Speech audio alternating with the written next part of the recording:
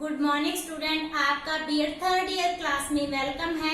तो बच्चे, जैसे कि हम जानते हैं कि पिछले लेक्चर्स में हम कर रहे हैं अकबर की विजयों, उसके राज्य विस्तार के बारे में।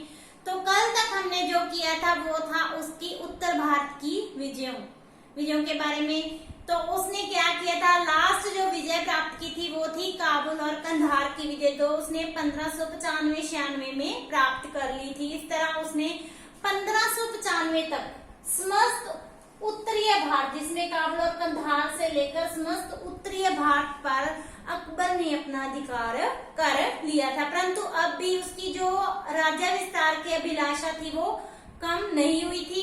तो जब उसने उत्तरी भारत को अपने अधीन कर लिया, तभी उसका ध्यान जाता है विंध्याचल के दक्षिण की ओर गया और उसने वहां के राज्यों पर आक्रमण करके उनको अपने साम्राज्य में मिलाने के बारे में योजना बनानी शुरू कर दी। तो जिसको हम बोलते हैं उसकी दक्षिण भारत की नीति। और ये नीति उसने चलाई थी 1596 से लेकर 1601। ओके, तो इसमें उसने अधिकार किया था अहमदनगर, सूपा पर अधिकार किया था। इसके अलावा उसने जो 4 रियासतें थी वहां की खानदेश, अहमदनगर, बीजापुर और गोलकुंडा, इन 4 शिया मुस्लिम रियासतों या राज्यों पर अधिकार करने के बारे में सोचा था, जिनमें खानदेश ने तो उनकी अधीनता स्वीकार कर ली थी, परंतु जो बाकी शेष राज्य थे उन्होंने उनकी अकबर की अधीनता स्वीकार नहीं की थी, जिसके कारण इनके बीच युद्ध हुए थे। तो सबसे पहले हम इनका करते हैं अहमदनगर पर आक्रमण। कि सबसे पहले अकबर ने किस पर आक्रमण किया था? अहमदनगर पर आक्रमण 1595-96 में। तो अकबर ने क्या किया, दक्षिण के राजा थे जो ये दक्षिण के मुस्लिम राजा थे, उनके बीच आपस में मतभेद होने के कारण ईर्ष्या चल रही थी। तो अकबर ने उनकी इसी चीज का फायदा उठाकर 1595 में अब खाना अब्दुल रहीम और राजकुमार मुराद, इन दोनों को क्या किया, अहमदनगर पर आक्रमण करने के लिए भेजता है। जब ये जाते हैं तो उस समय जो अहमदनगर का दरबार था वो गुटबंदी का अखाड़ा बना हुआ था। उसके अहमदनगर के दरबार में 2 गुट बन चुके थे, जिनमें एक का नेतृत्व कर रहा था मियां मंच और दूसरे का नेतृत्व कर रही थी चांद बीबी। तो 2 गुटों में ये अहमदनगर का दरबार बटा हुआ था। जो मियां मंच था वो तो पहले ही मुगलों को निमंत्रण दे रहा था, वो मुगलों की साइड में था। तो जब अकबर के अंदर खान अब्दुल रहीम और राजकुमार मुराद ने अहमदनगर पर आक्रमण किया तो मियां मंच ने तो इनका दिया साथ। तो फिर किसके साथ इनका मुकाबला हुआ? चांद बीबी के साथ। काफी देर क्या इन दोनों के बीच टक्कर हुई।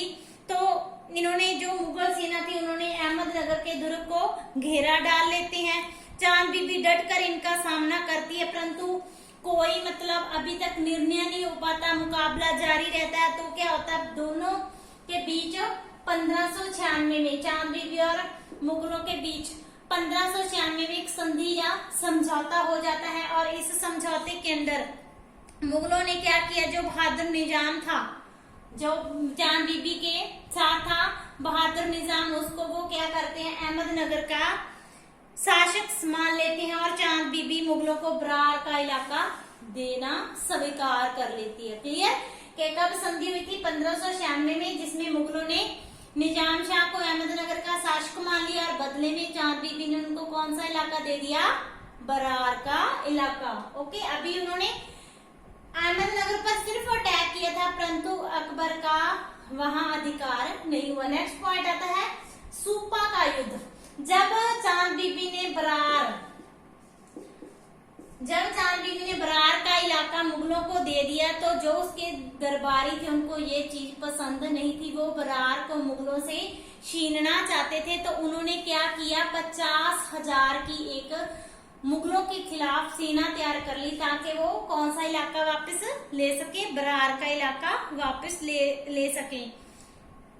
तो उस समय जो उनका शासक था, इनका जो सेनापति था अकबर का, खाना अब्दुल रहीम, वो भी खानदेश के शासक अली खां की सहायता से आगे बढ़ता है।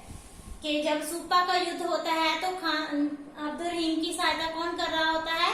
खानदेश खानदेश का शासक अली खान, जिसने पहले ही क्या किया था, अधीनता स्वीकार कर ली थी। तो फिर क्या होता है कि सूपा के स्थान पर युद्ध होता है। एक साइड कौन होते हैं, दरबारी, जिन्होंने बरार का इलाका छीना था, और दूसरी साइड होते हैं अली खां, और दूसरी साइड अली खां और उसके साथ था खान खाना अब्दुल रहीम। तो इनका जो सूपा नाम के स्थान पर एक युद्ध होता है, जिनमें मुगल सेना को भारी हानि उठानी पड़ती है। खानदेश का जो शासक था अली खां, वो सूपा के युद्ध में मारा जाता है, और जो विजय होती है एंड में वो मुगलों की होती है। चाहे उनको भारी हानि उठानी पड़ी, परंतु एंड में विजय किसकी हुई थी, मुगलों की, और सूपा पर मुगलों का अधिकार हो गया था। Okay, clear. तो जब अकबर सूपा पर अधिकार कर लेता है, तो वो खान खाना की बजाय अब सेनापति नियुक्त कर देता है अबुल फजल को। तो नेक्स्ट उनका जो युद्ध होता है या अधिकार होता है, वो होता है अहमदनगर पर अधिकार 1600 ईस्वी पूर्व में। तो अबुल फजल क्या करते हैं, अपनी सेना लेकर एक बार दोबारा अहमदनगर पर आक्रमण कर देता है। तो उसका मुकाबला कौन करती है, दोबारा चांद बीबी। दोनों के बीच काफी संघर्ष या मुकाबला होता है, जिसके एंड में क्या है, चांद बीबी युद्ध में मारी जाती है। और कई मास तक लड़ने के बाद 1600 में मुगलों का अहमदनगर पर अधिकार हो जाता है। क्लियर। उसके बाद नेक्स्ट आता है खानदेश की विजय। तो बच्चे, हमने जैसे पहले मैंने आपको बताया था कि जो मुस्लिम राज्य थे दक्षिण के, उसमें से सिर्फ खानदेश ने ही मुगलों की अधीनता स्वीकार की थी, बाकी शेष ने नहीं की थी। परंतु खानदेश का जो शासक था वो था अली खान। तो अली खान ने तो अधीनता स्वीकार कर ली थी, और अली खान कब मारा गया था, सूपा के युद्ध में। जब अली खान मारा गया, अली खान ने मुगलों की अधीनता स्वीकार की थी, परंतु अली खान की मृत्यु के बाद खानदेश का शासक कौन बना, उसका पुत्र मीरा बहादुर। उसने क्या किया, मुगलों की अधीनता स्वीकार नहीं की।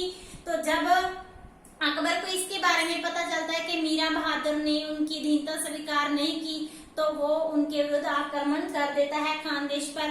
तो मीरा बहादुर असीरगढ़ नामक दुर्ग से मुगलों का मुकाबला करता है। कई मास तक इनके बीच मुकाबला जारी रहता है, इनके संघर्ष।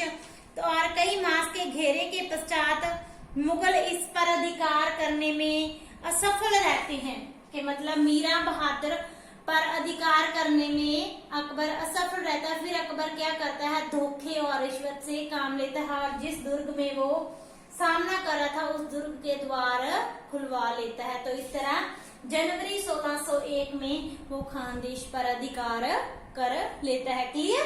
तो इस तरह अगर हम उसके राज्य विस्तार की बात करें अकबर के, तो उसने 1560 से लेकर 1601 तक टोटल 41 वर्ष 41 इयर्स शासन किया, और इन्हीं 41 वर्षों में उसने बहुत सा साम्राज्य विस्तार किया, जिसमें उसने जो उसका साम्राज्य था वो 15 सूबों में बांटा हुआ था। कितने, 15 प्रोविजन्स।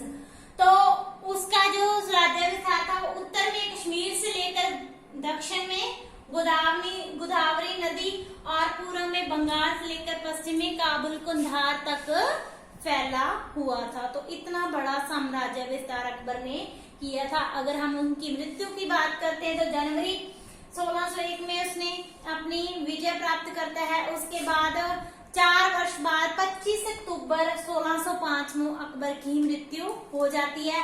तो बहुत से इतिहासकार कहते हैं कि वो उसकी मृत्यु हुई नहीं थी, बल्कि उनको विष देकर मारा गया था। परंतु इसके बारे में हमें कोई ज्यादा जानकारी नहीं मिलती कि उसकी मृत्यु हुई थी या उसको मारा गया था। तो आज का ये टॉपिक आपका क्लियर। कल हम नेक्स्ट टॉपिक करेंगे। Thank you.